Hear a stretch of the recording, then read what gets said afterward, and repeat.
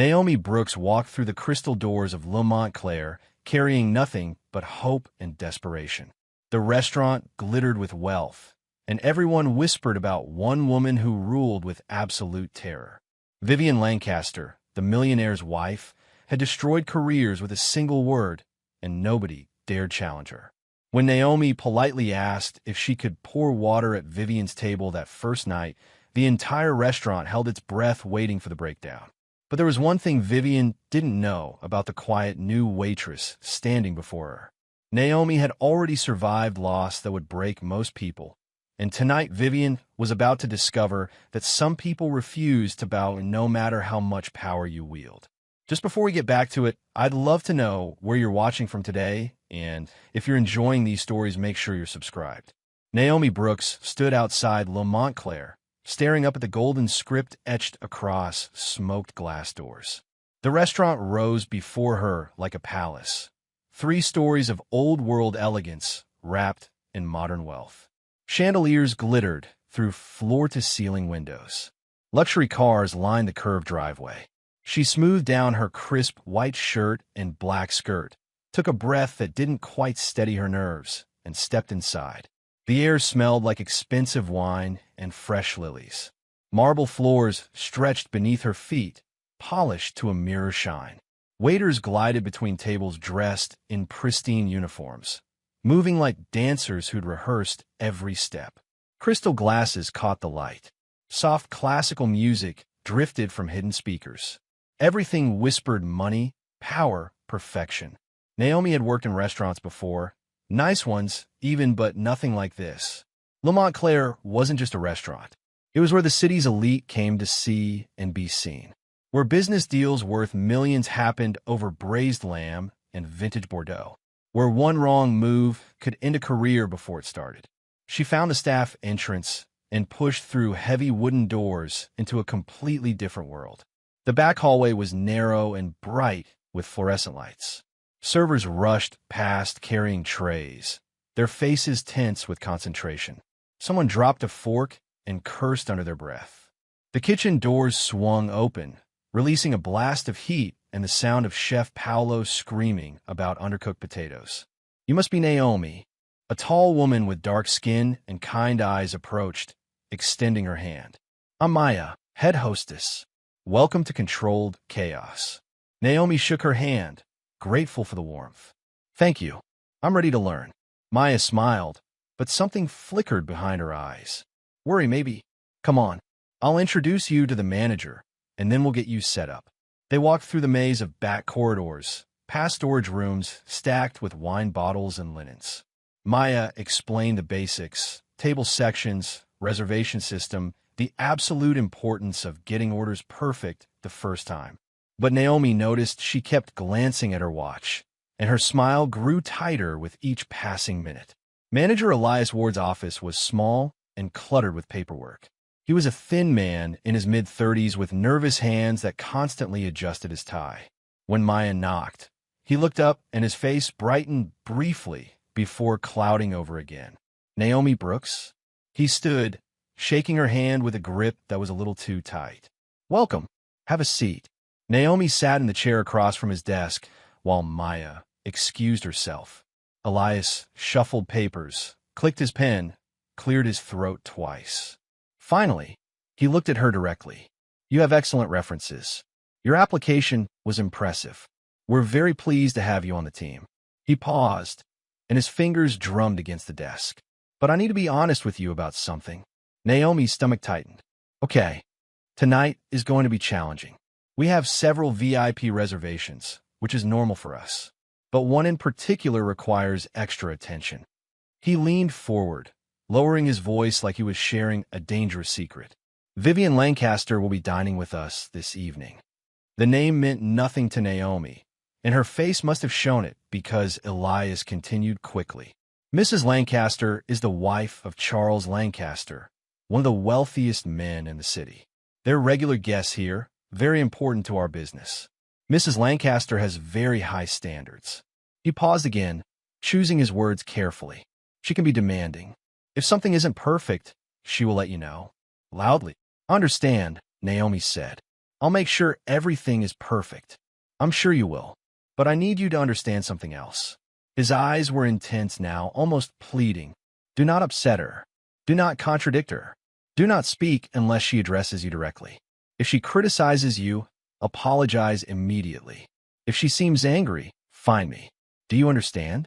Naomi felt a chill run down her spine.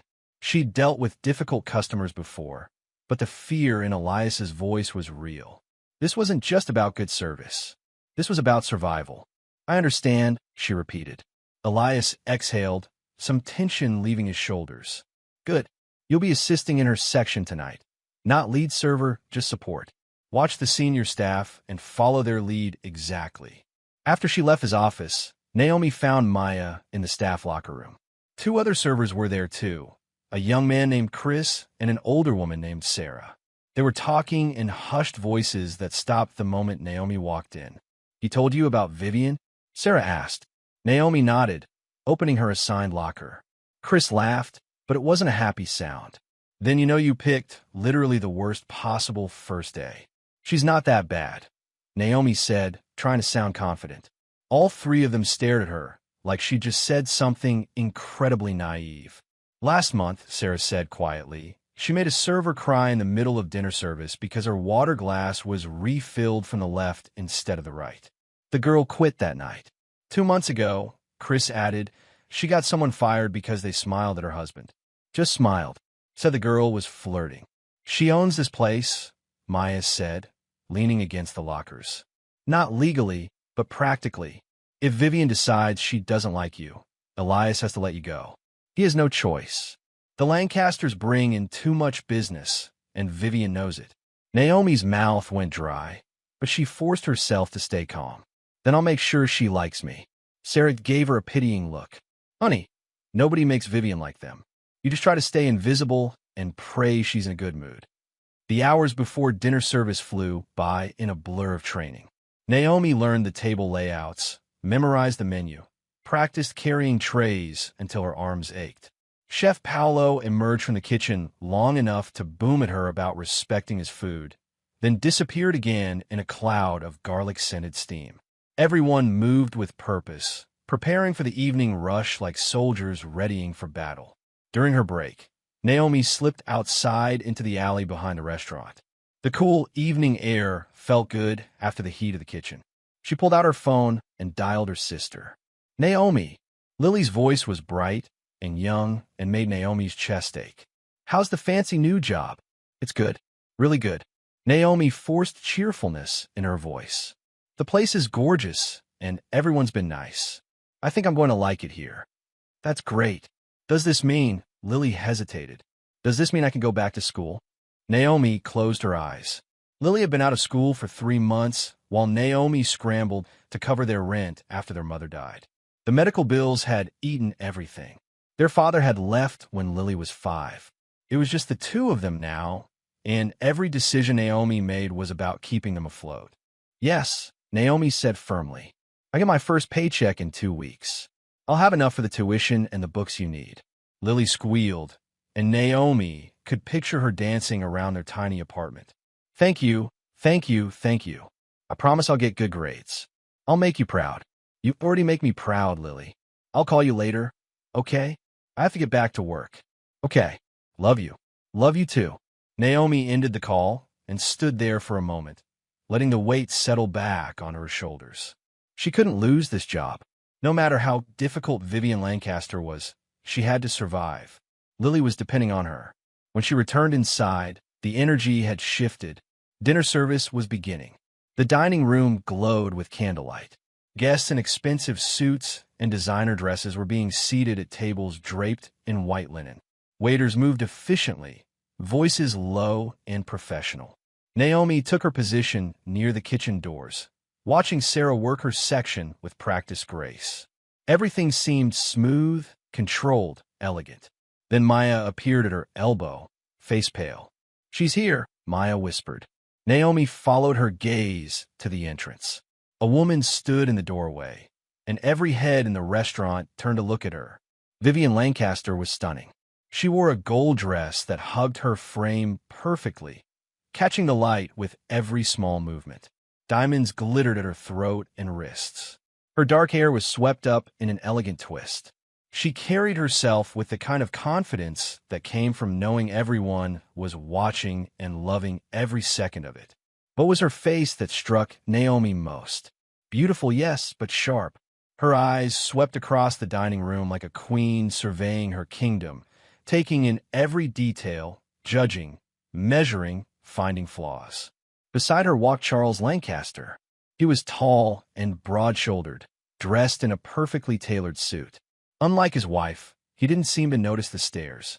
His expression was calm, almost detached, as if his thoughts were somewhere far away. Elias materialized out of nowhere, greeting them with an enthusiastic smile that didn't quite reach his eyes. "Mr. and Mrs. Lancaster, so wonderful to see you. Your table is ready." He led them to the best table in the house, center of the room, positioned so Vivian could see everything. Charles pulled out her chair, and she sat with the grace of someone who'd been sitting in expensive chairs her entire life. "Sarah's taking them," Maya whispered to Naomi. "You're just supporting. Bring water, clear plates, stay quiet." "Got it." Naomi nodded, her heart beating faster than it should. She watched Sarah approach the table with a silver pitcher of water, her smile professional and warm. "Good evening, Mr. and Mrs. Lancaster. May I offer you some sparkling water to start?" "Still water," Vivian said without looking at her. "Room temperature. Lemon on the side, not in the glass.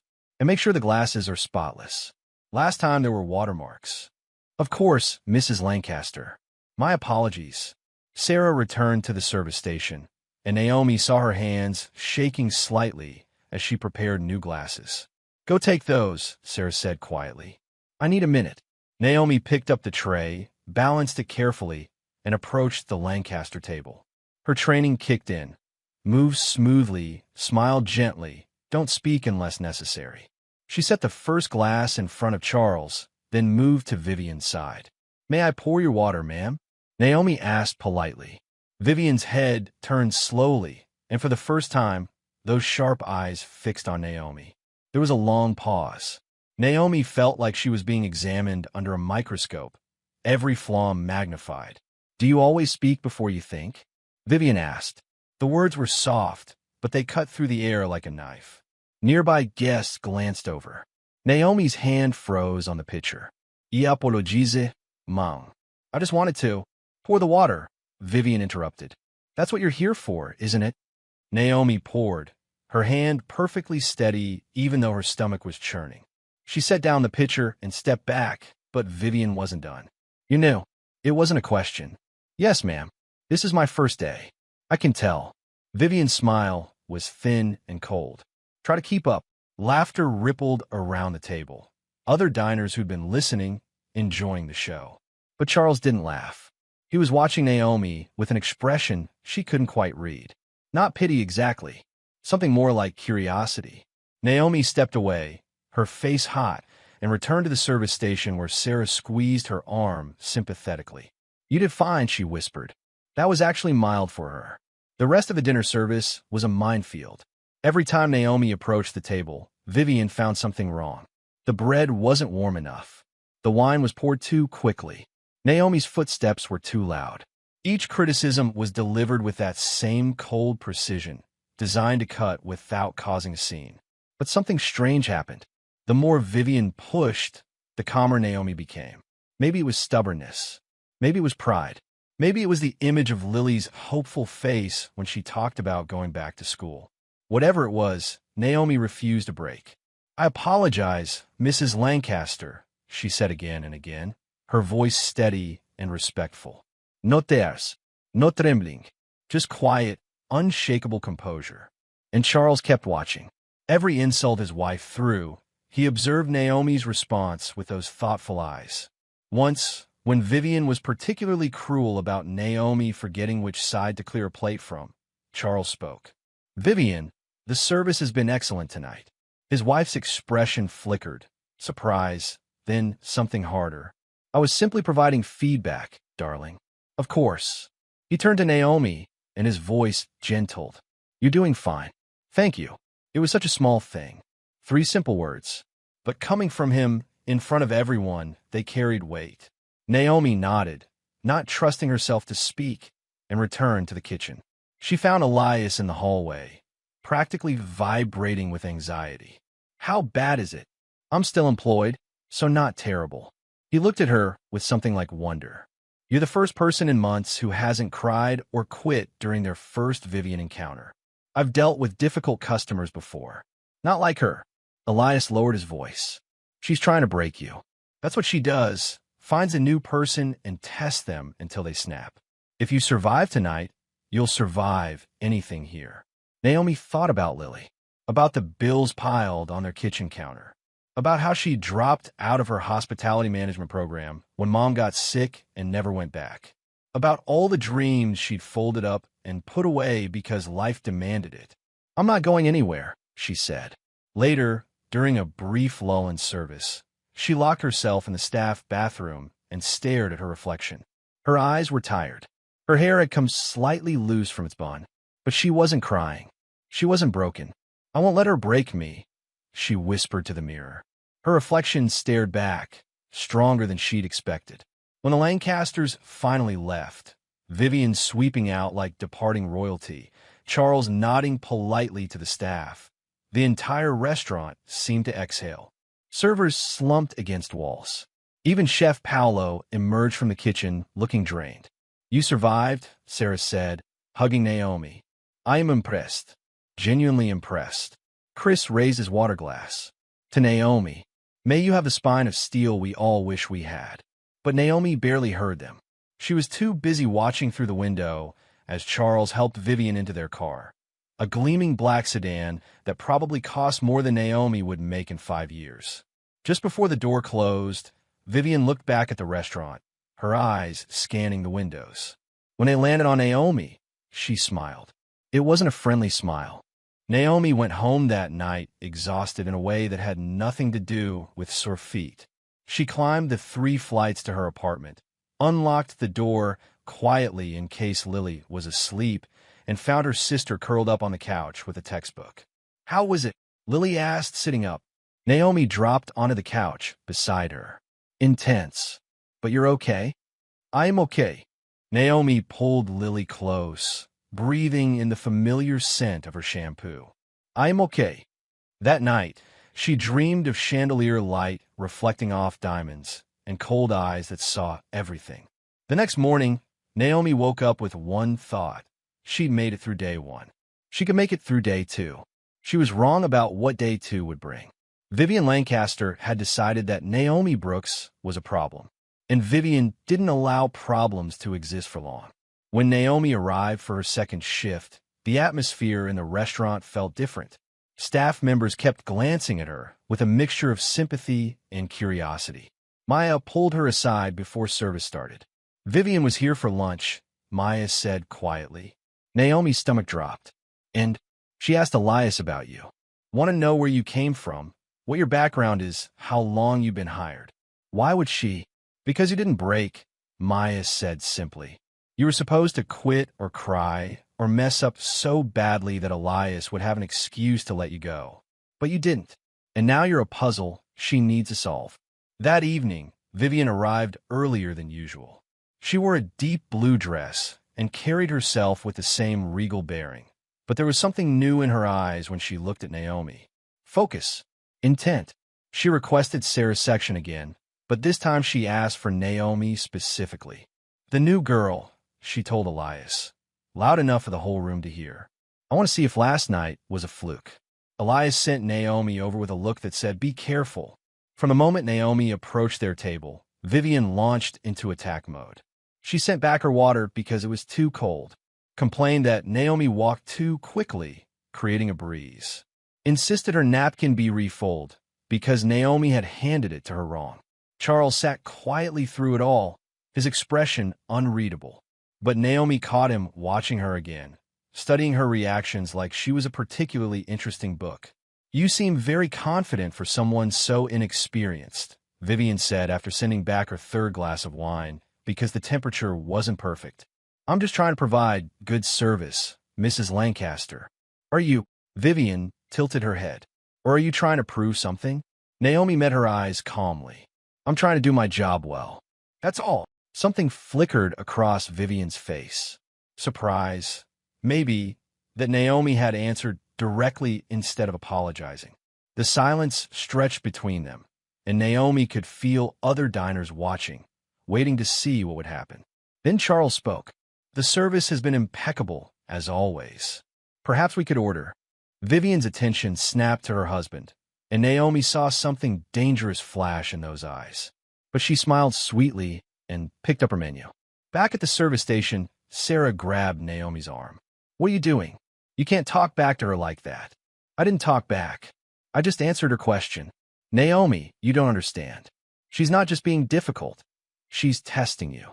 And the more you stand up to her, the more obsessed she's going to become. Then what am I supposed to do? Apologize for existing. Sarah opened her mouth, then closed it. Finally, she sighed. Maybe you're braver than the rest of us. Or maybe you just don't know what she's capable of yet. Throughout the evening, Vivian's friend Grace arrived, a woman in her 40s with sharp features and expensive jewelry. She leaned close to Vivian, whispering behind her hand while glancing at Naomi. Who's the new girl? Grace asked, loud enough to carry. Nobody, Vivian said dismissively.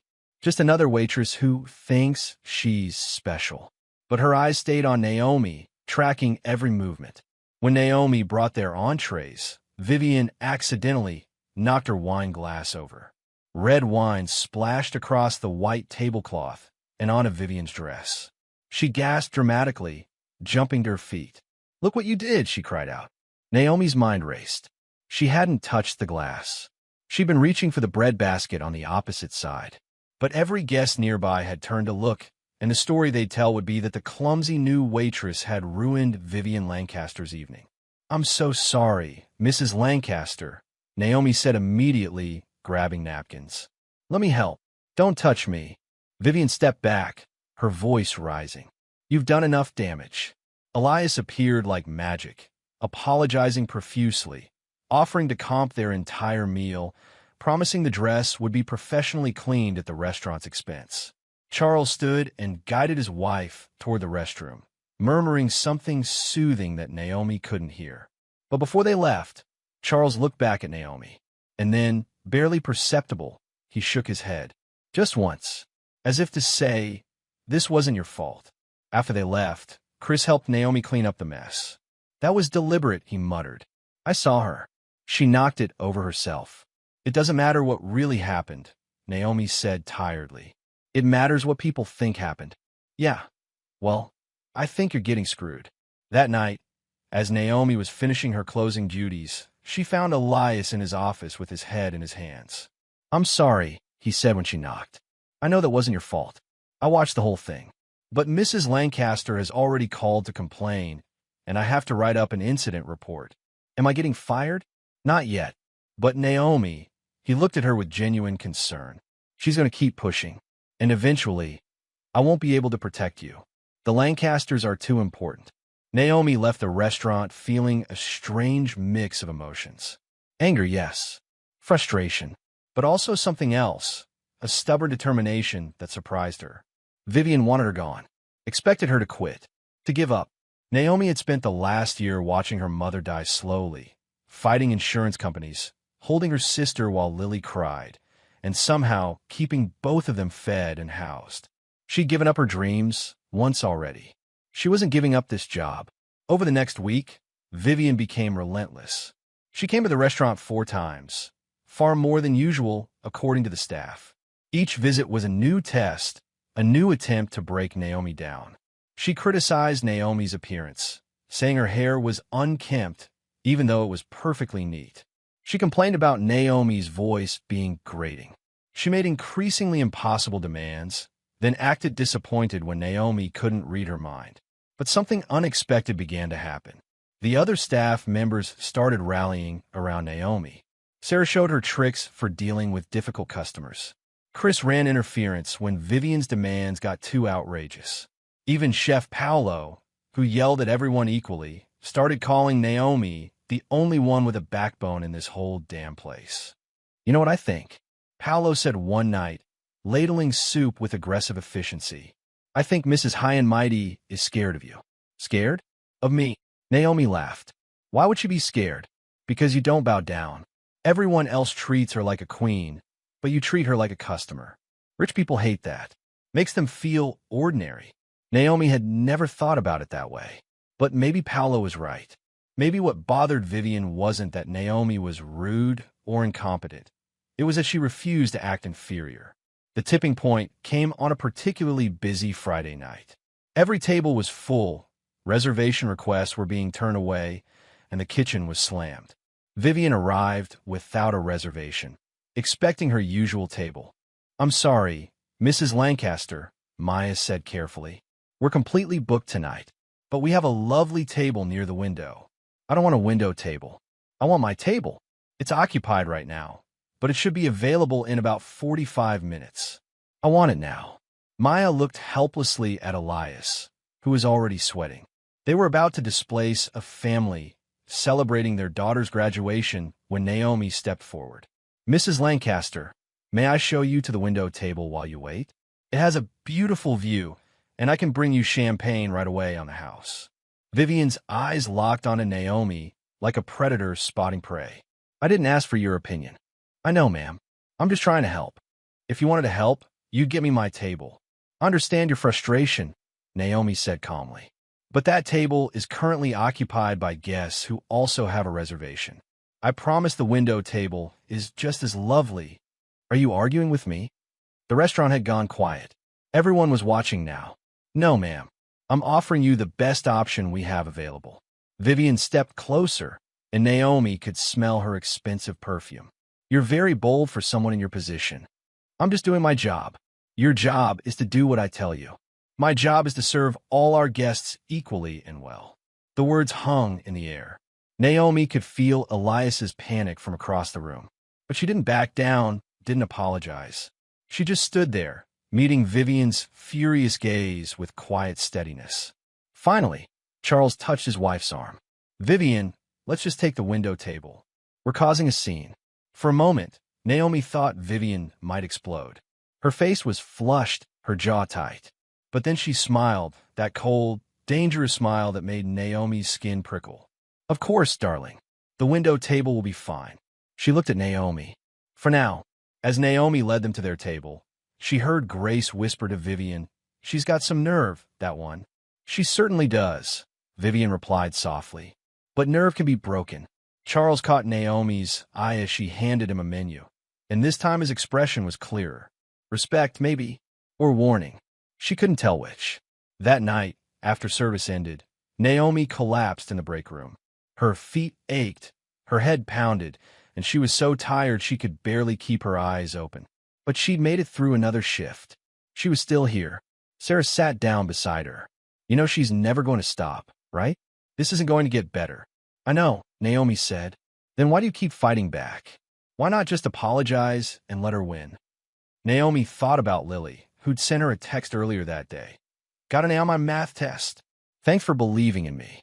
She thought about her mother, who'd worked 3 jobs to keep them in their apartment, who'd taught Naomi that dignity wasn't something you could afford to lose. She thought about the hospitality degree she'd never finished, the dreams that felt further away with every passing year. Because if I let her break me, Naomi said quietly, then what's the point of any of this? Sarah squeezed her hand. You're either the bravest person I've ever met or the most stubborn. Can it be both? Sarah laughed, and some of the tension broke. But as Naomi walked home that night, she couldn't shake the memory of Vivian's smile. Cold, calculating, victorious, like she knew something Naomi didn't. Like the real game was just beginning. In her luxury penthouse across the city, Vivian stood at her bedroom window, glass of wine in hand, staring out at the glittering skyline. Grace's words kept echoing in her mind. Charles seems very interested in that little waitress of yours. It was ridiculous, of course. Charles would never risk his reputation, his business empire, his carefully crafted life for some nobody in a cheap uniform. But Vivian hadn't survived in this world by ignoring threats. And Naomi Brooks was becoming a threat.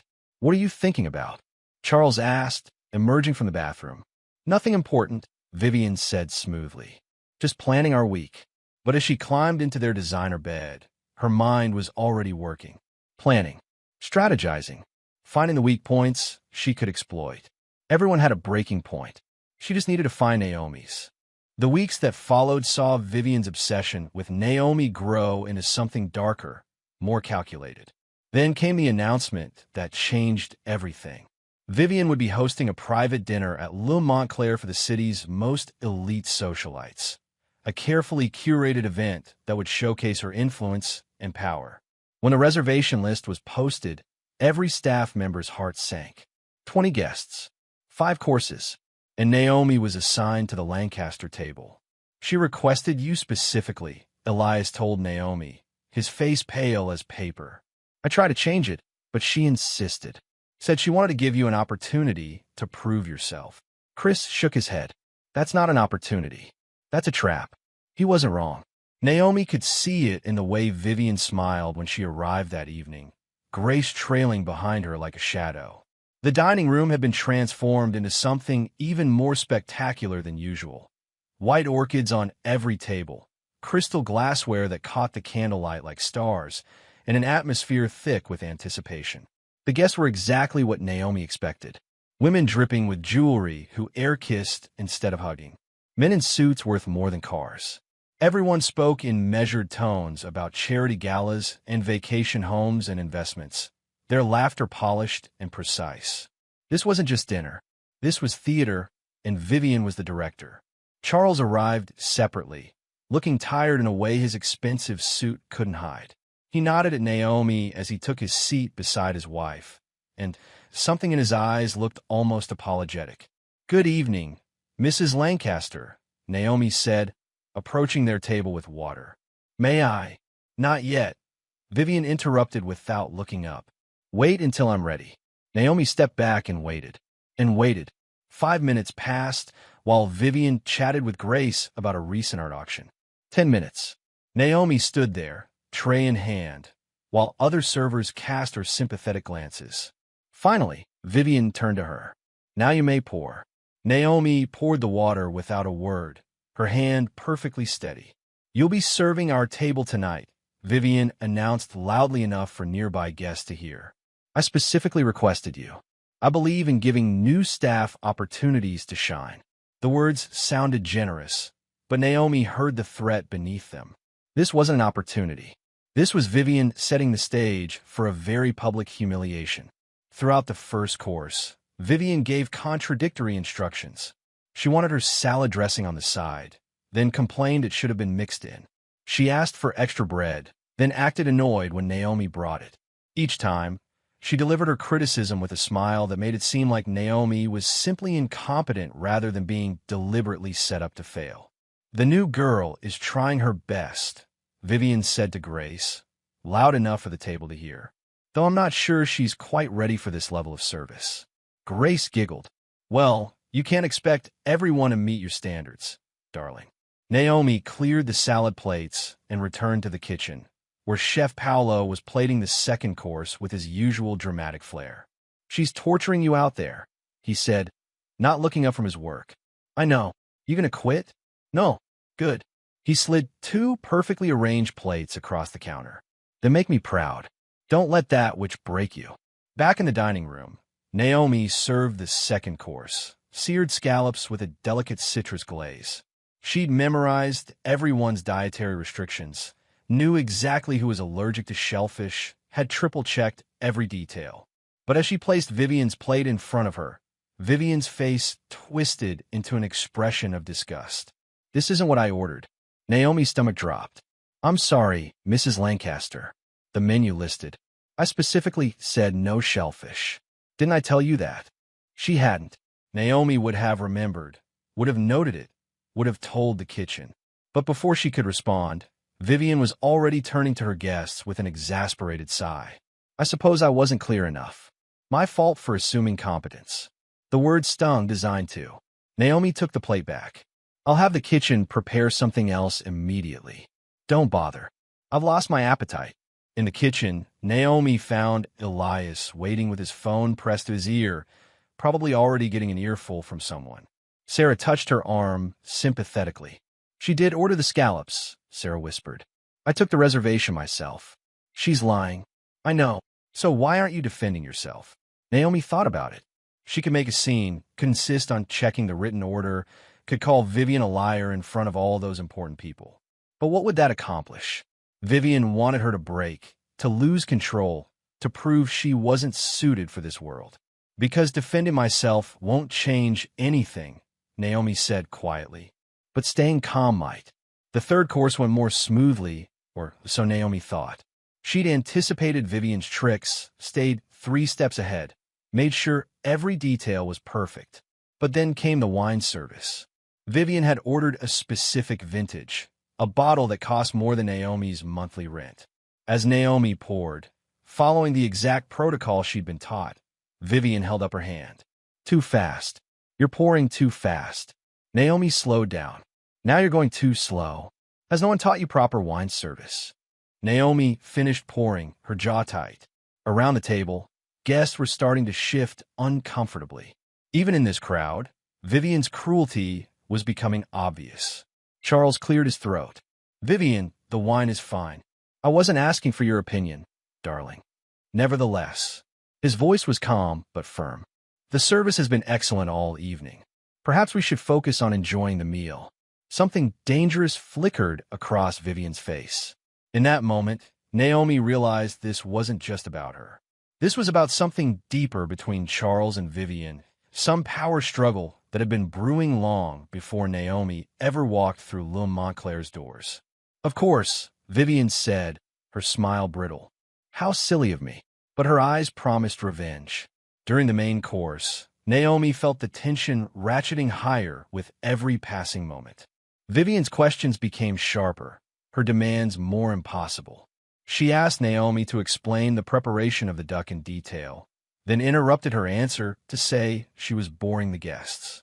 She dropped her napkin repeatedly, making Naomi bend down to retrieve it again and again.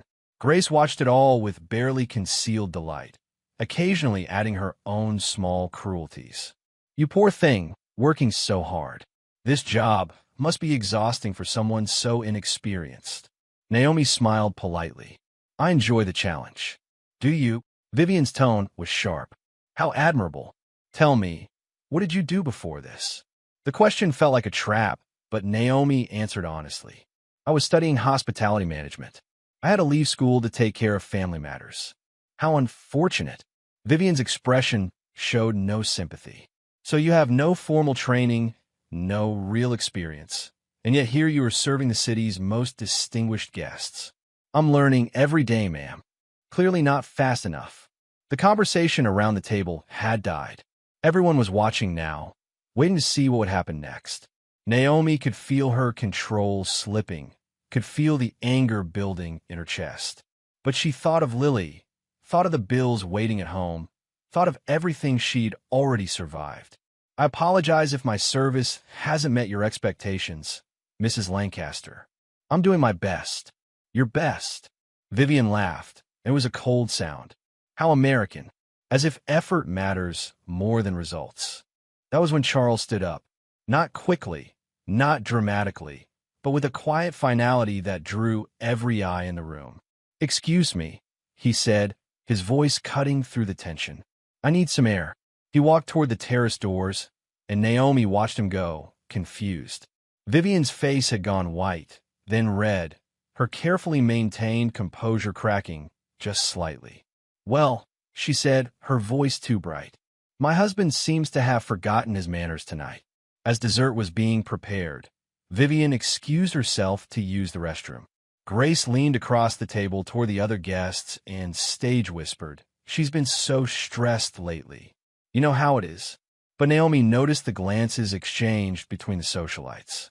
Sympathy was shifting away from Vivian. The public nature of her cruelty was finally catching up with her. When Vivian returned, her makeup was freshly touched up, but her eyes were harder than ever. She took her seat and smiled at Naomi with such venom that it made Naomi's skin crawl. Dessert service, please. And do try not to ruin it. Naomi brought out the chocolate soufflés, delicate masterpieces that Chef Paolo had crafted with care.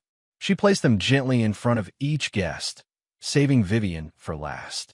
As she set down the final plate, Vivian reached out suddenly. Later, Naomi would wonder if Vivian had planned all along. If every insult, every impossible demand, every public humiliation had been building to this single moment. Because when Vivian's hand shot out toward Naomi's wrist, there was something calculated in her eyes.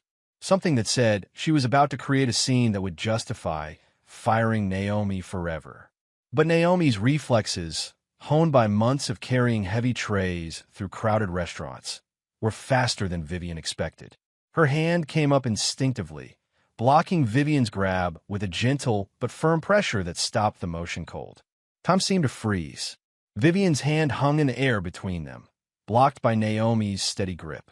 The restaurant fell silent. Somewhere, a fork clattered against a plate. A woman gasped. Grace's mouth fell open. Naomi looked directly into Vivian's eyes and spoke in a voice that was quiet but carried across the entire room. "Ma'am, please don't touch the staff."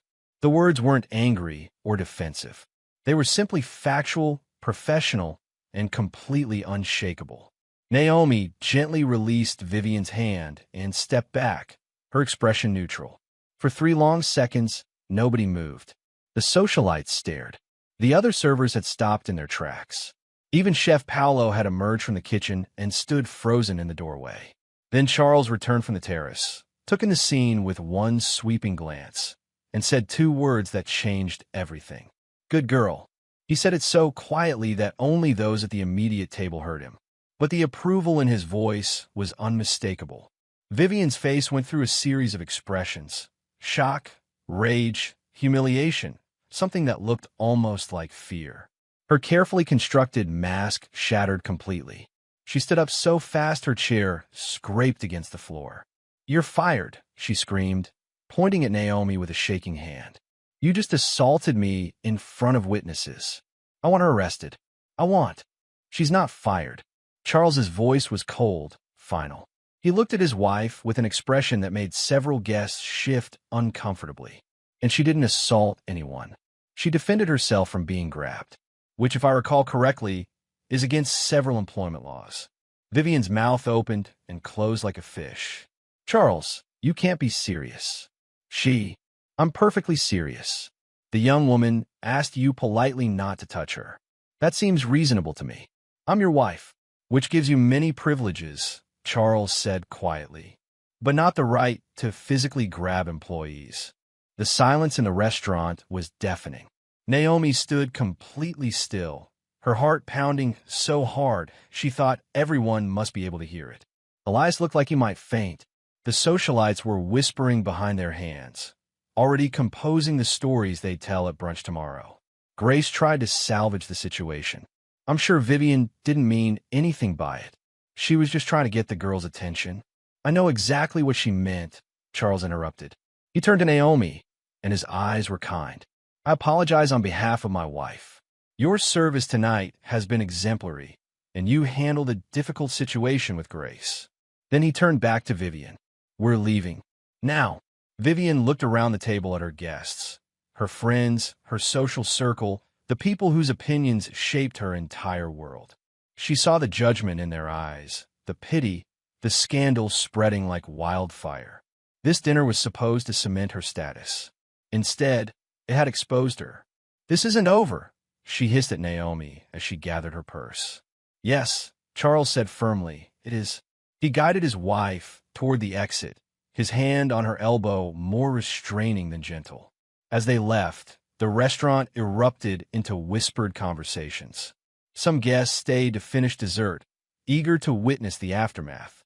Others made quick excuses and left, already pulling out their phones. Naomi stood in the middle of it all, shaking now that the adrenaline was fading. Sarah rushed over and hugged her. "I can't believe you just did that," she whispered. "I can't either." Elias approached cautiously. "Are you all right?" "I think so." Naomi's voice was unsteady. "Am I really fired?" "I don't think anyone except Mr. Lancaster has the authority to make that decision," Elias said slowly. And he seemed pretty clear about his position. Chef Paolo appeared with a glass of water. "Drink this. You look like you're about to pass out." Naomi drank, her hands trembling. Around her, The staff had formed a protective circle, their faces showing a mixture of awe and worry. She'd just done what none of them had ever dared to do. She'd stood up to Vivian Lancaster in front of the entire elite society and lived to tell about it. The question was, what would happen next? The answer came faster than anyone expected. Within hours, the story spread through the city like wildfire. By the next morning, gossip columns were buzzing with blind items about a socialite's public meltdown at an exclusive restaurant. By afternoon, phone videos taken by guests had been shared in private group chats.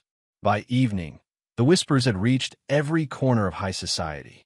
Vivian Lancaster had lost control, had screamed at a waitress, had tried to grab her, had been contradicted by her own husband in front of everyone who mattered. For a woman whose entire identity was built on maintaining perfect composure and absolute social dominance, it was a catastrophe. Naomi didn't go into work the next day.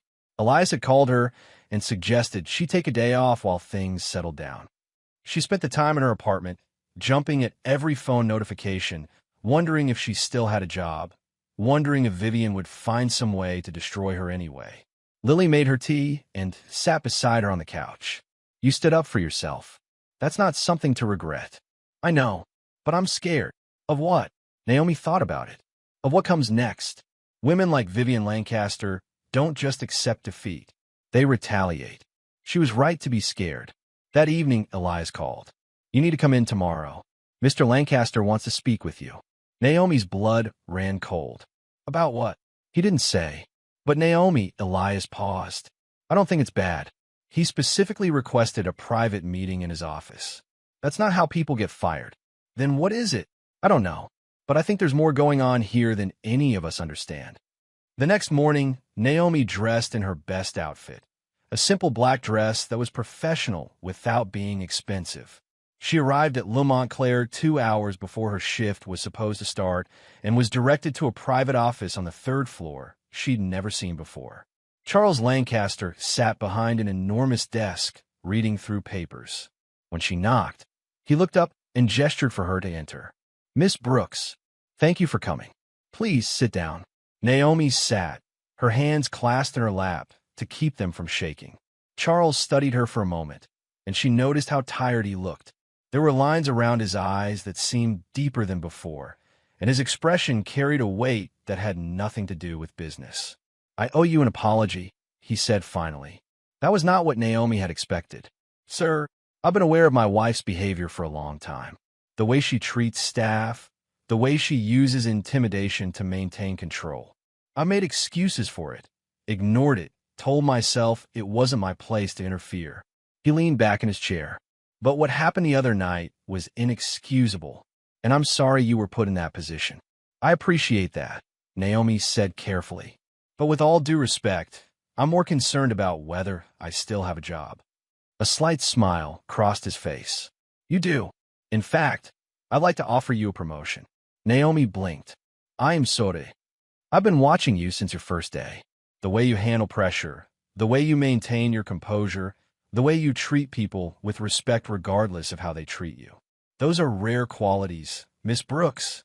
Qualities this restaurant could benefit from in a leadership position. I've only been here a few weeks, and in those few weeks, you've shown more integrity than people who've been here for years. He pulled out a folder. I'm offering you a position as assistant manager, working directly under Elias. The salary is substantially higher, and it comes with opportunities for further advancement. Naomi's mind reeled. This couldn't be real. Mr. Lancaster, I don't understand. Why would you do this? His expression grew serious. Because I need people around me I can trust. And because he hesitated, choosing his words carefully. My wife is under investigation for some serious financial irregularities. Fraud, to be specific. The night of the dinner, when she tried to grab you, she was attempting to retrieve a receipt she dropped. A receipt you saw her sign. Naomi's heart began to pound. I don't remember. You may not have realized what it was. But I need to know, did you see her with any papers that night? Anything she seemed anxious about? Naomi thought back. There had been a moment, just before Vivian tried to grab her, when she'd been stuffing something back in her purse. Naomi had assumed it was just a compact or lipstick. She had papers, Naomi said slowly. She was putting them away quickly, like she didn't want anyone to see. Charles nodded. Those papers were forged charity documents, proof that she's been embezzling from several foundations. When you blocked her hand, she panicked because she thought you might have seen what they were. Mr. Lancaster, I didn't see anything specific. I certainly didn't know. I know you didn't, but my wife doesn't know that, which means he looked at her directly. She's going to see you as a threat now, not just an annoying waitress, but a potential witness. Fear crawled up Naomi's spine. What does that mean? It means you're in danger. Charles pulled a business card from his pocket and slid it across the desk. This is the number for my personal attorney. If anything happens, if Vivian approaches you, if you feel threatened, if anything seems wrong, you call this number immediately. Naomi picked up the card with trembling fingers. Why are you telling me this? Because I've spent 15 years watching my wife destroy people for her own amusement. I've looked the other way because it was easier than confronting her, because our marriage was a business arrangement more than anything else, because I convinced myself her victims could handle themselves. He looked older suddenly, burdened. But you're different. You're honest. And I won't let her destroy you like she's destroyed so many others. If you know she's committed fraud, why haven't you turned her in yourself? I tried 3 times over the past 5 years. Each time, she found a way to make the evidence disappear or discredit the witnesses. She has connections, resources, and absolutely no conscience about using them. He stood up and walked to the window. But this time is different. This time, there are multiple investigations happening simultaneously. State auditors, federal agencies, board members who've finally grown suspicious. The walls are closing in, and she knows it. And you think she'll come after me? I think she'll do whatever it takes to protect herself, which means anyone she perceives as a threat is at risk. Naomi stood up, her legs unsteady. Mr. Lancaster, I appreciate the job offer and the warning, but I need to think about this. Of course, take all the time you need. He turned back to her. But Miss Brooks, Naomi, please be careful. My wife is most dangerous when she's cornered. As Naomi left his office and walked down the stairs, her mind spun with everything she'd just learned. She thought this was just about a cruel woman and an unlucky waitress. But it was so much bigger than that. Fraud. Investigations. Danger. She pulled out her phone and called Lily. Hey, her sister answered. How'd it go? I need to tell you something. Back in the restaurant, staff members watched Naomi descend the stairs, trying to read her expression. Sarah rushed over the moment she reached the main floor. What happened? Are you okay? I'm fine. I still have my job. Thank God. Sarah hugged her. We were all terrified. Half the staff was ready to quit if they fired you. The words warmed Naomi more than she could express. A month ago, she'd been the new girl nobody wanted to train. Now, people were willing to risk their jobs for her. There's something else, Naomi said. Charles offered me a promotion. Assistant manager. Sarah's eyes went wide. Are you serious? I don't know if I should take it. Are you insane? Of course you should take it. But Naomi wasn't sure. Taking the promotion meant stepping further into Vivian's line of fire. It meant accepting Charles's protection, which came with strings attached. It meant getting involved in something that sounded increasingly dangerous. Over the next few days, the atmosphere at Le Montclair shifted dramatically. Word had spread about Naomi's confrontation with Vivian, and suddenly she wasn't just the brave new waitress. She was a symbol, proof that Vivian could be challenged. Staff members who'd spent years walking on eggshells around the Lancasters started standing a little straighter. But with empowerment came danger. Grace arrived for lunch one afternoon and made a point of sitting in Naomi's section. I heard about your promotion, she said, her smile not reaching her eyes. How fortunate for you. I'm still considering it, Naomi replied neutrally. Are you? Grace leaned forward. Let me give you some advice, dear. Vivian doesn't forget, and she certainly doesn't forgive. Whatever Charles is offering you, it's not worth making an enemy of her. I haven't made an enemy of anyone. I'm just trying to do my job. That's what they all say. Grace's expression hardened, right before Vivian destroys them. That night, as Naomi was locking up the restaurant, she noticed a black car parked across the street. It had been there when she arrived and was still there now. When she started walking toward the bus stop, the car's engine started. She remembered Charles's warning and pulled out the card he'd given her.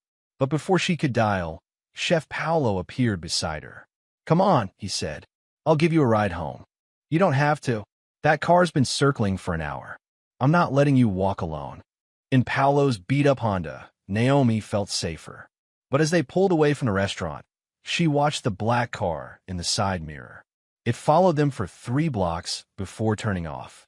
"You're in trouble," Paolo said bluntly. "Big trouble." "I know. So what are you going to do?" Naomi thought about Lily waiting at home, about the bills that never stopped coming, about the dreams she'd put on hold and the future that still felt impossibly far away, about the choice in front of her: stay silent and hope Vivian forgot about her, or step forward and risk everything. "I'm going to accept Charles's offer," she said finally, "and then I'm going to help him take her down." Paolo glanced at her, surprised. "You sure about that?" "No," Naomi admitted, "but I'm sure that hiding won't keep me safe. She already sees me as a threat. I might as well actually be one." He laughed, a sound with no humor in it. "You got guts, kid. Stupid, crazy guts." When Naomi got home, she found Elias had called twice and left voicemails. The last one said simply, "Call me back. It's urgent." She dialed, and he answered on the first ring. "Naomi, thank God. Someone broke into the restaurant tonight." Her blood turned cold. "What?" After closing, security footage shows a woman in a hood. She went straight for the office, straight for the filing cabinets. She was looking for something. Did she find it? I don't know. "But Naomi," she asked the night guard about you. Asked what shift you worked, where you lived. Naomi looked at the deadbolt on her apartment door and suddenly felt very vulnerable. "I'm calling the police," Elias continued. "And I'm calling Mr. Lancaster. But you need to be careful. Lock your doors. Don't go anywhere alone." After she hung up, Naomi sat in the dark living room, watching shadows move across the ceiling. Lily was asleep in the next room, innocent and safe for now. But for how long? She pulled out Charles's card and dialed the number for his attorney. A woman answered. "Donovan Legal Group. My name is Naomi Brooks. Charles Lancaster told me to call if I was in trouble. Hold, please." 60 seconds later, a man's voice came on the line. "Miss Brooks, this is Marcus Donovan. Mr. Lancaster briefed me about your situation. Tell me what's happened." Naomi told him everything. The break-in, the car following her, Grace's veiled threats. When she finished, there was a pause. "Miss Brooks, I'm going to be direct with you. You're now a potential witness in a federal fraud investigation. That makes you valuable to multiple parties, some of whom don't have your best interests at heart. I'm arranging for security to watch your building starting tonight. I can't afford. Mr. Lancaster is covering it. He's also prepared to put you and your sister in a safe house if necessary." The weight of it all crashed down on her. A month ago, she'd just won a job. Now she had lawyers and bodyguards and a woman who'd committed fraud looking for her. "What do I do?" Naomi asked, her voice small. "You keep your head down and you trust that we're building a case. Vivian Lancaster is going to face consequences for what she's done. But these things take time." "How much time?" "Weeks, maybe months." Naomi closed her eyes. "And in the meantime?" "In the meantime, you stay alert, you stay safe, and you remember that you're not alone in this." After the call ended, Naomi sat in the darkness for a long time. She thought about the girl who'd walked into Le Montclair 4 weeks ago, nervous and hopeful and naive. That girl was gone now. In her place was someone harder, someone who understood that survival sometimes meant fighting back. The next morning, she called Elias and accepted the promotion. "Are you sure?" he asked. "I'm sure. Vivian is going to lose her mind when she hears." "Good," Naomi said. "Let her. Because if she was going to be a target anyway, she might as well make it count." Naomi's first week as assistant manager should have been exciting. Instead, it felt like walking through a minefield blindfolded. The promotion came with a small office, a modest salary increase, and responsibilities that included staff scheduling and vendor coordination. More importantly, it came with a target painted firmly on her back. Vivian hadn't shown her face at Le Montclair since the disastrous dinner party. But her presence lingered like smoke in the whispered phone calls Elias received, in the way certain wealthy guests suddenly canceled their reservations, in the tension that gripped the staff every time the front door opened. "She's planning something," Sarah said during a quiet moment between lunch and dinner service. "You can feel it." Naomi could feel it too, like the air before a storm, heavy and electric with the promise of violence. The storm broke on a Thursday evening. Naomi was reviewing inventory in the wine cellar when she heard the crash. Glass shattering, someone screaming, chaos erupting from the dining room above. She ran up the stairs, her heart hammering, and found the scene already in motion. A wine bottle lay shattered on the marble floor, deep red liquid spreading across white stone like blood. Expensive wine. Naomi recognized the label even broken. $12,000 worth of vintage Bordeaux, now soaking into the grout between tiles. And standing in the middle of it all, looking shocked and horrified, was Vivian Lancaster. "Oh my God," Vivian gasped, her hand pressed her chest. "I cannot believe Elias." Elias. The manager appeared within seconds, his face already pale. "Mrs. Lancaster, what happened?" "That girl." Vivian pointed at Naomi with a trembling finger. "I was simply walking past when she came rushing down the hallway, carrying that bottle. She wasn't watching where she was going and practically ran into me. The bottle went flying and," she gestured at the destruction. "Look at this mess." Naomi's mouth fell open. "That's not what happened. I wasn't even. Are you calling me a liar?"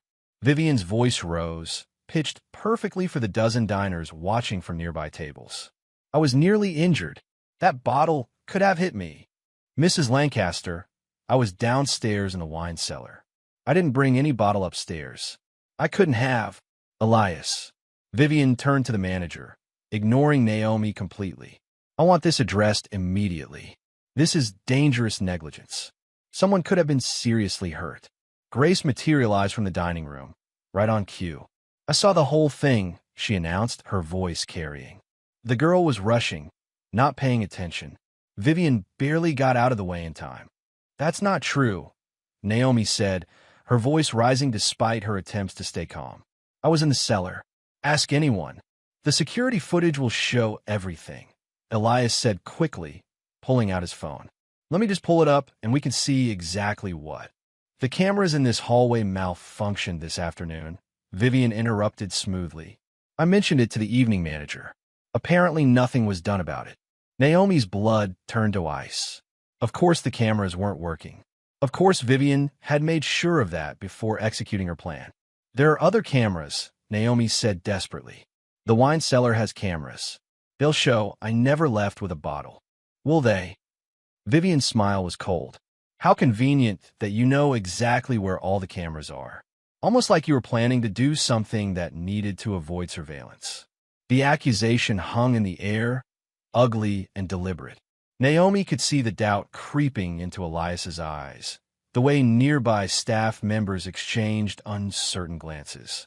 This was Vivian's specialty, creating a narrative that sounded plausible enough that people wanted to believe it.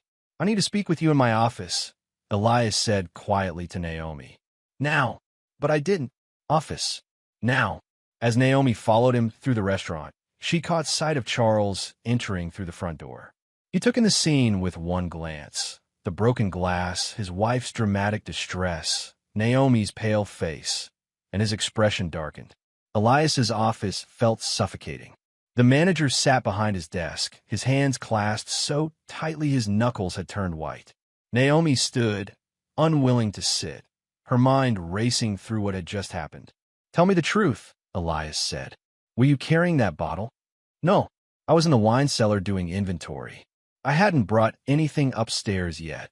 "Can anyone confirm that?" "I was alone." "But Elias, you know me. You know I wouldn't." The door opened and Charles walked in, followed by Vivian. His wife's distress had transformed into cold fury, her perfect mask back in place. "I want her fired," Vivian announced. "Immediately." "That's not your decision," Charles said quietly. "She nearly injured me with her carelessness. She destroyed $12,000 worth of wine. She lied about her involvement. What more evidence do you need?" "I need actual evidence," Charles replied, "not theatrical accusations." "Are you seriously defending her again?" Vivian's voice climbed higher. Your obsession with this waitress is becoming embarrassing, Charles. Everyone's noticed. Everyone's talking. Let them talk. She assaulted me at the dinner party. Now she's destroying property. And you keep protecting her like she's... Vivian stopped, but the implication hung in the air, poisonous and deliberate. Like she's what? Charles's voice was dangerously quiet. Like she matters more than your own wife. The silence that followed was arctic. Naomi wanted to disappear, to melt into the floor and escape this nightmare. She'd walked into a trap that was about so much more than a broken wine bottle. I'll review the security footage personally, Charles said finally. All of it. Every camera in this building. And then we'll discuss what actually happened. The footage won't show anything, Vivian said confidently. The cameras malfunctioned. All of them. Charles raised an eyebrow. How remarkably unlucky. Something flickered across Vivian's face. Uncertainty, maybe your fear. What are you implying? I'm implying that I find the timing suspicious. He turned to Elias. Put Miss Brooks on temporary leave while we investigate. Paid leave, he added, cutting off Vivian's protest. This is a personnel matter and will be handled according to company policy. Charles, this conversation is over, Vivian. Go home. His wife's expression promised retribution, but she swept out of the office with her head held high. Grace followed, shooting Naomi a look that might have been sympathy or satisfaction. It was impossible to tell. After they left, Charles turned to Naomi. You didn't break that bottle. No, sir. I know, but proving it may take time. He glanced at Elias. There's a secondary camera system I had installed 3 months ago. Vivian doesn't know about it. It backs up to an external server. Hope flared in Naomi's chest. So there's footage? There should be, but I need to access it carefully. If Vivian discovers it exists, she'll find a way to destroy it. He pulled out his phone and made a call. Marcus, I need you to secure footage from the restaurant's backup security system. Tonight. Yes, all of it. He ended the call and looked at Naomi with something like apology in his eyes. Go home. Stay there. Don't answer the door for anyone except my security team. I'll call you when we have proof. Naomi left through the back in trance, feeling like a criminal even though she'd done nothing wrong. Chef Paolo was waiting in the alley with his car already running. Heard what happened, he said. Come on. I'm not letting you take the bus. During the drive, Naomi's phone buzzed continuously. Messages from concerned coworkers, a missed call from an unknown number, 3 texts from Lily asking if she was okay. She answered her sister first. Everything's fine. Home soon. Love you. But everything wasn't fine. She'd been framed, suspended, and caught in the middle of a war between a millionaire and his criminal wife. Nothing about this was fine. At home, Lily met her at the door with worry etched across her young face. What happened? Sarah called and said you might be fired. I'm not fired. Just on leave while they investigate something. Naomi forced a smile. It's going to be okay. You're lying. I'm hopeful, Naomi corrected. Which is different. That night, sleep was impossible. Naomi lay in bed staring at the ceiling, replaying the scene over and over. Vivian's performance had been flawless. The shock, the accusation, the wounded innocence. Grace's timing as a witness had been perfect. They planned it down to the minute, eliminating the cameras and creating a narrative that would be impossible to disprove without video evidence. But Charles had that evidence. If the backup system worked, if the footage was clear, if it showed what really happened. Too many ifs. Too many ways this could still go wrong. Her phone rang at 2 in the morning. Charles's number. We have the footage, he said without preamble. And it's exactly what I expected. Naomi sat up, her heart racing. What does it show? Vivian entering the hallway alone, carrying the bottle herself. She looks directly at the camera, the one she thought was disabled, and smashes the bottle against the wall. Then she positions herself in the mess and waits for you to come upstairs so she can start screaming. Relief flooded through Naomi so intensely she felt lightheaded. So I'm cleared. You're cleared. But Naomi, his voice grew serious. This proves she's desperate. Desperate enough to commit a crime just to frame you. That makes her exponentially more dangerous. What happens now? Now we use this. The footage shows criminal destruction of property, filing a false report, and conspiracy. Combined with the fraud investigation, it's another nail in her coffin. After the call ended, Naomi finally slept. But her dreams were troubled, filled with broken glass and cold eyes and the feeling of walls closing in. The next morning brought unexpected developments. Naomi woke to find 3 missed calls from Elias, 2 from Sarah, and 1 from a number that showed up as Donovan Legal Group. She called the attorney first. "Miss Brooks," Marcus Donovan said, "I'm calling to inform you that someone attempted to access your apartment building last night. Security stopped them, but we believe it was Grace Meyer acting on Vivian's behalf." Naomi's hand tightened on the phone. "What do they want?" "We don't know. But Mr. Lancaster has arranged for you and your sister to move to a secure location temporarily. A car will arrive in 1 hour to transport you." "Wait, I can't just leave." "You can and you will. Miss Brooks, Vivian Lancaster is under investigation by federal authorities. She knows her empire is crumbling. That makes her unpredictable and dangerous. Your safety is not negotiable." The car arrived exactly when promised. A black SUV with tinted windows and a driver who introduced himself only as Marcus's associate. He drove them to a luxury apartment building across town, where a furnished 2-bedroom unit waited with enough food stock to last a week. "This is insane," Lily whispered, staring at the marble countertops and floor-to-ceiling windows. "This is like something from a movie." "I know. Naomi, what exactly did you get us into?" That was the question, wasn't it? Naomi had just won a job. Instead, she'd stumbled into fraud, conspiracy, and a war between 2 people whose wealth and power operated on a level she could barely comprehend. That afternoon, investigators came to interview her. 2 federal agents in dark suits who asked detailed questions about every interaction she'd had with Vivian. They were particularly interested in the night of the dinner party, the papers Vivian had been stuffing into her purse, the receipt Charles had mentioned. "Did you see what was written on the documents?" the female agent asked. "No, I only saw her putting them away quickly. I didn't know they were important." "But you could testify that she had documents and seemed anxious about them." "Yes." The agents exchanged glances. The male agent leaned forward. "Miss Brooks, we're building a case against Vivian Lancaster for embezzling from 3 charitable foundations. The amounts total over $6 million. Your testimony, combined with the financial records we've obtained, could help secure a conviction." $6 million. The number was so large Naomi could barely process it. "What do you need from me?" "For now, just stay safe. When we move forward with charges, we may ask you to testify before a grand jury. But that could be weeks or months away." After they left, Naomi stood at the window watching the city below. Somewhere out there, Vivian was planning her next move. Somewhere out there, Grace was probably helping her. And somewhere out there, Charles was orchestrating the fall of the woman he'd married 15 years ago. The call came from an unexpected source 3 days later. Grace Meyer, crying so hard Naomi could barely understand her. "I need to talk to you," Grace sobbed. "Please. I have information." "About what?" "About Vivian. About everything she's done. I can't." Her voice broke. "I can't be part of this anymore."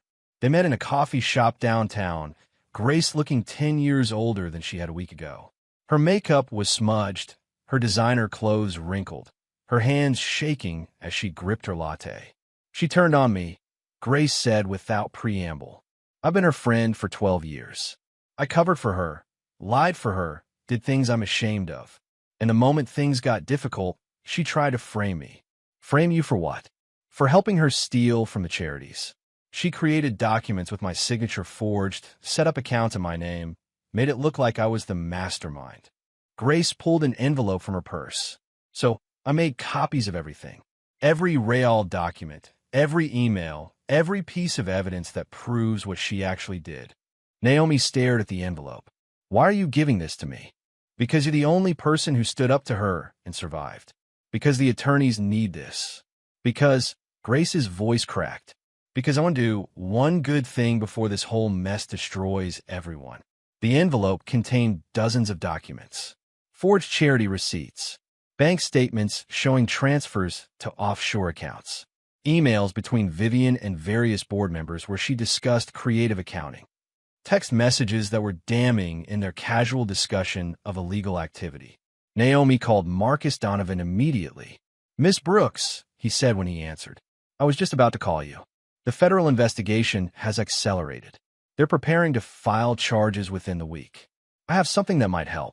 She explained about Grace, about the documents. "How do I get these to you?" "Stay where you are. I'm sending someone to retrieve them immediately." "And Miss Brooks?" "This is exactly what we needed." That evening, Charles called. His voice sounded tired but satisfied. "Grace's documents confirm everything we suspected and more. Combined with the security footage of Vivian destroying the wine bottle and the financial records the feds already had, the case is airtight." "What happens next?" "The district attorney files charges. Vivian gets arrested. And then the real battle begins, because she'll fight this with every resource she has." "Will I be safe?" "I've made sure of it. Security will stay with you until this is resolved." "And Naomi," he paused, "thank you for your courage, for your integrity, for being exactly the kind of person the world needs more of." After the call, Naomi sat with Lily on the expensive couch in their temporary apartment, watching the sun set over the city. Her little sister leaned against her shoulder. "Are you scared?" Lily asked. "Terrified, but you're doing the right thing anyway." "That's usually when people are most scared," Naomi said. "When doing the right thing costs you something." 2 days later, the news broke. Vivian Lancaster, wife of real estate mogul Charles Lancaster, arrested on federal charges of embezzlement, fraud, and money laundering. The story dominated local news. Social media exploded with commentary, and Le Montclair's phones rang constantly with reporters wanting statements. Naomi watched it unfold from the safety of her secure apartment, feeling surreal and detached. She'd been a waitress 4 weeks ago. Now she was a federal witness in a case that would be talked about for years. Elias called to tell her she was officially reinstated with full pay for all the days she'd missed. Sarah sent a group text to the entire staff celebrating Vivian's arrest with champagne emojis. Chef Paolo left a voicemail that was mostly incomprehensible Italian, but sounded supportive. And Charles sent a single text: "You were right to stand your ground. Thank you for your strength." But it wasn't over. Vivian made bail within hours, $2 million cash, barely a dent in her resources. And the moment she was free, her lawyers began their counterattack. They filed motions to suppress evidence, questioned the legality of searches, attacked the credibility of witnesses. Most notably, they named Naomi in a defamation suit. "It's a scare tactic," Marcus assured her during an emergency call. "They tried to intimidate you into silence. The suit has no merit, and we'll have it dismissed. But I need you to understand, this is going to get worse before it gets better." "How much worse?" "They'll try to destroy your credibility, dig into your past, look for anything they can use against you. They'll make you wish you'd never gotten involved." Naomi thought about her mother, who'd worked herself to exhaustion providing for her daughters. She thought about Lily, who deserved a sister she could be proud of. She thought about every person Vivian had bullied, degraded, and destroyed over the years. "Let them try," Naomi said. "I'm not backing down." That night, she dreamed of standing in a courtroom, facing down cold eyes across a polished wooden rail. In the dream, she didn't flinch. When she woke, she knew she wouldn't flinch in reality either. The battle was just beginning, but Naomi Brooks had already won the most important fight, the one for her own soul. The weeks following Vivian's arrest felt like watching a building collapse in slow motion. First one window shattered, then another, then entire floors crumbling until nothing remained but rubble and dust. Naomi returned to work at Le Montclair, this time as assistant manager with her head held high.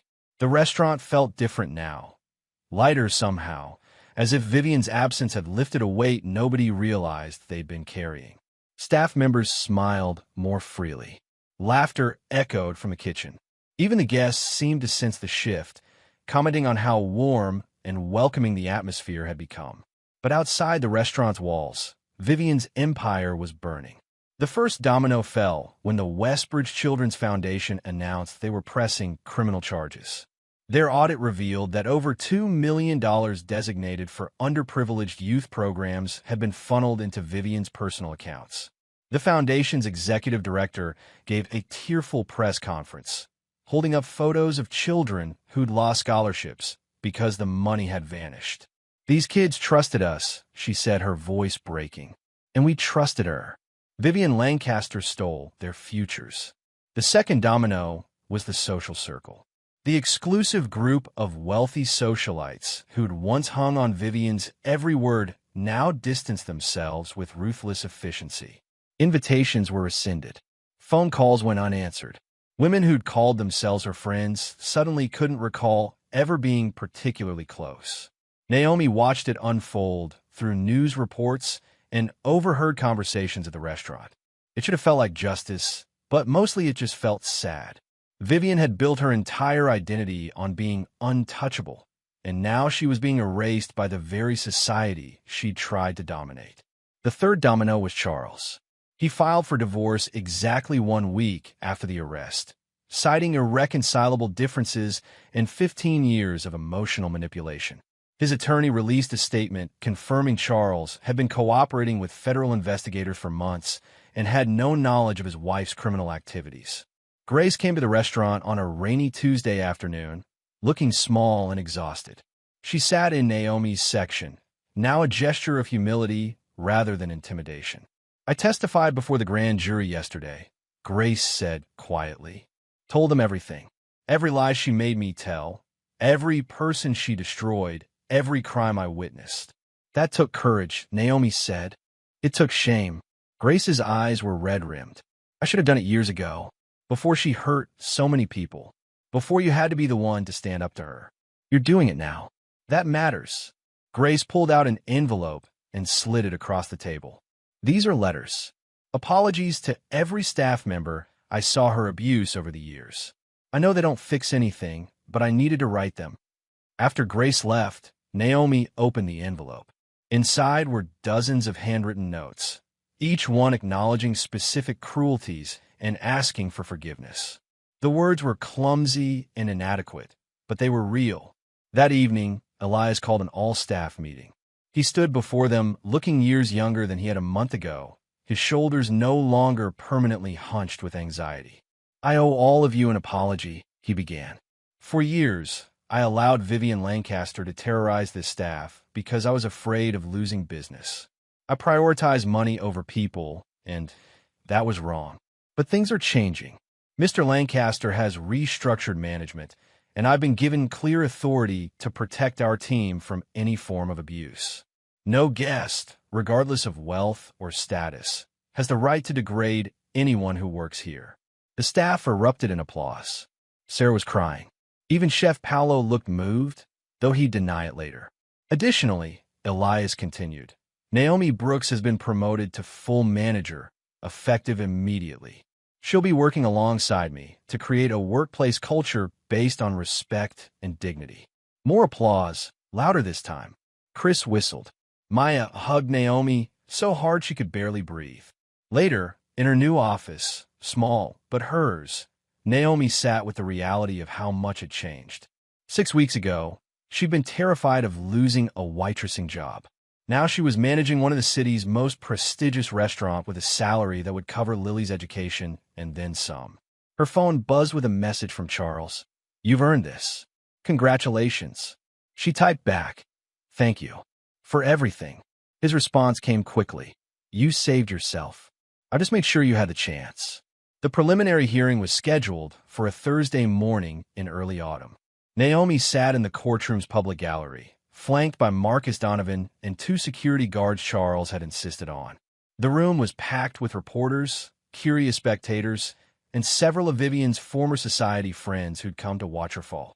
Vivian entered in designer clothes that probably cost more than most people's cars, her hair perfect, her makeup flawless. But something fundamental had shifted. The confidence was forced now, the regal bearing more defensive than commanding. She looked like someone playing a role she no longer quite believed in. Charles sat on the opposite side of the courtroom, his expression unreadable. When Vivian's eyes found him, something desperate flashed across her face before her mask snapped back into place. The prosecution laid out their case with devastating precision. financial records showing systematic theft from 3 charitable foundations, emails proving she'd knowingly falsified documents, testimony from board members she'd manipulated, and Grace's insider account of how the schemes had operated. Vivian's attorney tried to poke holes in the evidence, suggesting alternative interpretations and questioning witness credibility. But the numbers didn't lie. $6 million had disappeared, and the trail led directly to accounts Vivian controlled. During a recess, Naomi stepped into the hallway for air. She found Grace standing by a window, staring out at the city below. "Do you think she'll go to prison?" Grace asked. "I don't know. That's up to the judge and jury. Part of me hopes she does. For justice." Grace's voice was barely a whisper. "But part of me just feels sad. She wasn't always like this, you know. When I first met her, she was charming and generous and fun. Somewhere along the way, the power became more important than the person. What changed her? I don't think anything changed her. I think she just stopped hiding who she really was." When court resumed, the prosecution called Naomi to the stand. Her legs felt unsteady as she walked to the witness box, aware of every eye in the room following her movement. She placed her hand on the Bible and swore to tell the truth. The prosecutor was a sharp woman in her 50s named Angela Torres. She smiled reassuringly at Naomi before beginning. "Miss Brooks, can you describe your first encounter with Vivian Lancaster?" Naomi took a breath and began. She described the fear in the staff, the impossible demands, the systematic cruelty disguised as high standards. She talked about the dinner party, about blocking Vivian's hand, about the papers she'd seen Vivian desperately trying to hide. "And at any point," Angela asked, "did Mrs. Lancaster ever acknowledge wrongdoing or express remorse?" "No. She seemed to believe she was entitled to treat people however she wanted." Vivian's attorney cross-examined aggressively, trying to paint Naomi as vindictive or attention-seeking. But Naomi stayed calm, answered honestly, and refused to be rattled. She'd faced Vivian's cruelty for weeks. A hostile attorney was nothing by comparison. When she stepped down, Charles caught her eye and nodded once. Approval, respect, gratitude, all conveyed in that single gesture. The hearing lasted 3 days.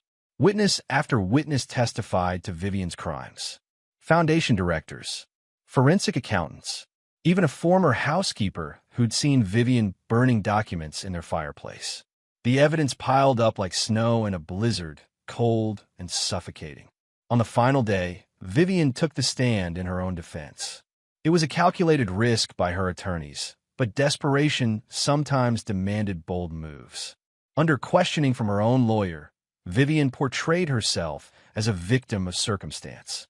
She claimed the foundation boards had been disorganized, that she'd simply been trying to manage funds efficiently, that any irregularities were honest mistakes made by well-meaning volunteers.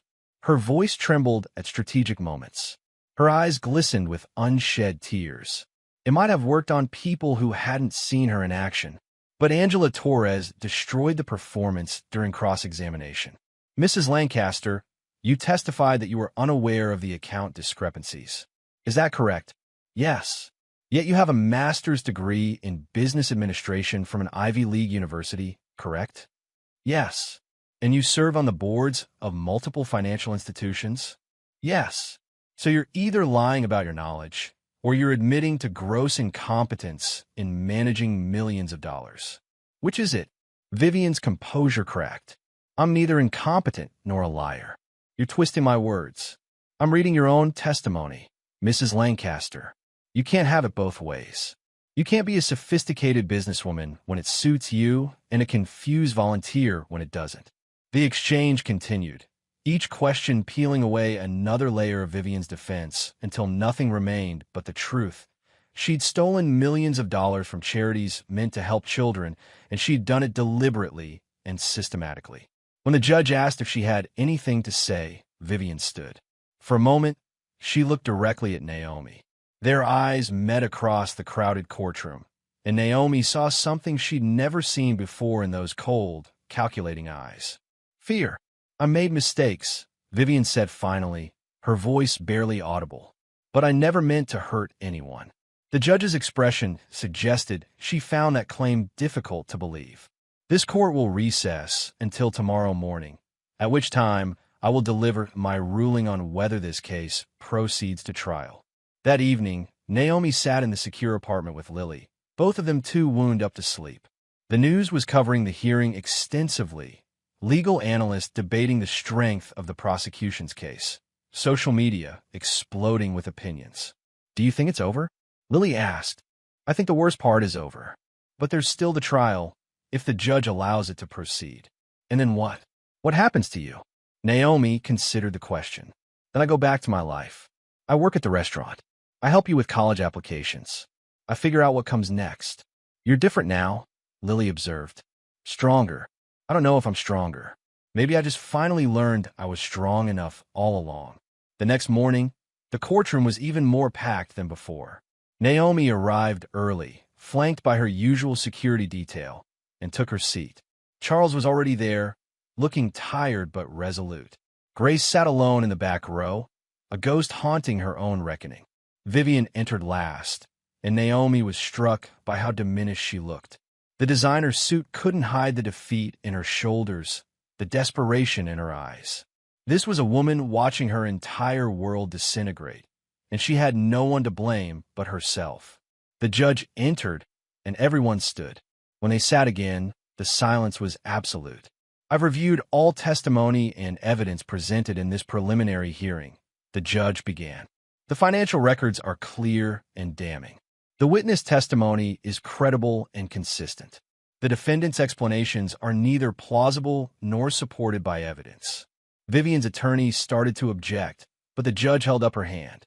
"Mrs. Lancaster, you are hereby ordered to stand trial on all counts of fraud, embezzlement, and money laundering. Additionally, based on the severity of these crimes and your substantial financial resources, I'm revoking your bail. You will be remanded to custody until trial." The courtroom erupted. Reporters rushed for the doors. Vivian's face went chalk white. She turned to her attorney, her mouth moving in what looked like frantic pleas, but two bailiffs were already approaching. "Your Honor," Vivian's attorney said desperately, "my client poses no flight risk. Your client has the means and motivation to flee the country. Bail is revoked. Court is adjourned." As the bailiffs led Vivian away, she looked back one last time. Not at Charles, not at her attorney, but at Naomi. And in that look was pure venom. Hatred so intense, it was almost physical. But Naomi didn't look away. She met those eyes steadily, refusing to be intimidated even now. She'd faced Vivian's worst and survived. She'd stood up when everyone else stayed silent. She'd chosen dignity over fear. And she'd won. Outside the courthouse, reporters swarmed. Naomi pushed through them with her security guards, declining to comment. But one reporter's shouted question made her pause. "Miss Brooks, what would you say to other people who are being bullied by powerful individuals?" Naomi turned and looked directly at the camera. "I'd say your dignity is worth fighting for. I'd say powerful people can be held accountable. And I'd say you're stronger than you think you are." Then she walked away, leaving the reporters scrambling for their next angle. 3 months later, Vivian Lancaster was convicted on all counts. The trial lasted 2 weeks, but the outcome was never really in doubt. The jury deliberated for less than 4 hours before returning guilty verdicts across the board. Sentencing came a month after that. 12 years in federal prison, plus restitution of all stolen funds and their accrued interest. The judge's statement was scathing, calling Vivian's crimes a betrayal of public trust and a callous exploitation of society's most vulnerable. Vivian showed no emotion as she was led away. But later, from her cell, she sent Charles a single letter. He showed it to Naomi one evening at the restaurant, after most of the staff had gone home. "You took everything from me." The letter read in Vivian's perfect handwriting. "My reputation, my freedom, my life. I hope you're satisfied." Charles folded it carefully and placed it in his pocket. "She still doesn't understand. She took everything from herself. Do you regret marrying her?" He considered the question. "I regret not seeing who she truly was sooner. I regret the people she hurt while I looked away. But I don't regret the lessons I learned about character and courage." He smiled slightly. most of which I learned from a 26-year-old waitress who refused to be broken. Naomi's life transformed in the months that followed. She enrolled in online business courses, working toward the hospitality degree she'd abandoned years ago. Lily started her senior year of high school, her grades strong enough to attract interest from several colleges. The secure apartment became permanent when Charles transferred the lease to Naomi's name, a gift she tried to refuse until he pointed out she'd more than earned it. Le Montclair thrived under the new management philosophy. Staff turnover dropped to nearly zero. Online reviews praised the warmth and professionalism of the service. Business actually increased as word spread about the restaurant's transformed culture. Naomi promoted Sarah to assistant manager and gave Chris the lead server position he'd always deserved. She instituted a zero-tolerance policy for guest abuse and personally handled any customer who crossed the line. The wealthy still came, but they came knowing their money didn't buy them the right to degrade human beings. One evening, a woman arrived for dinner who reminded Naomi painfully of Vivian. The designer clothes, the imperious manner, the air of someone accustomed to instant obedience. She snapped her fingers at a server and began listing demands in a tone that made the young man's face go red. Naomi approached the table with a professional smile. "I'm Naomi Brooks, the manager. I understand you have some concerns about your service." "Your server is incompetent," the woman said coldly. "I want someone else. Our server is excellent, and he's following proper protocol. However, if you're unhappy with our restaurant, I'd be happy to recommend several other establishments that might suit you better." The woman's eyes narrowed. "Are you refusing to serve me? I'm offering you alternatives, because we have one policy here that's non-negotiable: respect. Our staff treats guests with respect, and we expect the same in return." For a long moment, the woman stared at Naomi. Then, slowly, her expression shifted. "You're that girl from the news, the one who stood up to Vivian Lancaster. I'm a manager who expects all guests to treat our staff with basic human dignity." The woman was quiet for several seconds. Then she turned to the server. "I apologize. I was rude. Please bring me whatever you recommend." After she left, Chris approached Naomi with awe in his eyes. "You just did what we've all dreamed of doing for years." "I did what anyone should do. People deserve respect." 6 months after Vivian's sentencing, Charles hosted a small celebration at the restaurant. The guest list included all the staff members who'd supported Naomi, Grace Meyer, now working with victims' rights organizations, and Marcus Donovan, whose legal expertise had been invaluable. Charles stood and raised his glass. "To Naomi Brooks, who proved that courage doesn't require wealth or power. It just requires a good heart and an iron spine." "To Naomi," everyone chorused. Later, as guests mingled and laughed, Charles pulled Naomi aside. "I'm filing the final divorce papers this week. Starting fresh. How does it feel? Liberating? Terrifying? Long overdue." He smiled. "I'm also stepping back from day-to-day operations at several businesses. Spending more time on philanthropy, less time accumulating wealth I don't need." "What changed?" "You did. Watching you stand up for what was right, regardless of the cost, reminded me who I wanted to be." He paused. "I'm funding a scholarship program for hospitality students who've had to leave school for family reasons. In your mother's name, if you'll allow it." Naomi's eyes filled with tears. "She would have loved that. I thought she might." As the evening wound down and guests began to leave, Naomi found herself alone in the dining room, looking at the space that had once felt like a battlefield. Now it felt like home, not because the chandeliers glittered or the food was expensive, but because the people who worked here were valued and protected. Her phone buzzed with a text from Lily. "Don't forget to pick up milk on your way home, manager lady. And I love you." Naomi smiled and replied, "Love you too, almost college kid." She turned off the lights in the dining room and locked up for the night. Outside, the city spread before her in a carpet of lights, full of possibilities, challenges, and futures waiting to be built. A year ago, Naomi had been terrified of losing a minimum wage job. Tonight, she was a manager with a college scholarship, a safe home, and a sister whose future was secure. Most importantly, she was someone who'd learned that dignity couldn't be taken, only surrendered. And Naomi Brooks had never been very good at surrendering. As she walked to her car, she passed a young woman in a cheap suit heading into a late-night diner, probably heading to a service industry job that didn't pay enough and demanded too much. Naomi almost stopped her, almost said something about standing tall and refusing to accept cruelty. But then she realized the woman would learn it herself, in her own time, through her own battles. Everyone had to find their own strength eventually. Naomi had found hers in a moment of confrontation with cold eyes and cruel words. She'd found it in the support of co-workers who became friends. She'd found it in the choice to stand up, even when standing up seemed impossible. And she'd found it in the simple, revolutionary act of believing she deserved better. That belief had changed everything. So here's the real question. When someone tries to take your dignity, do you surrender it to survive, or do you stand tall knowing it might cost you everything?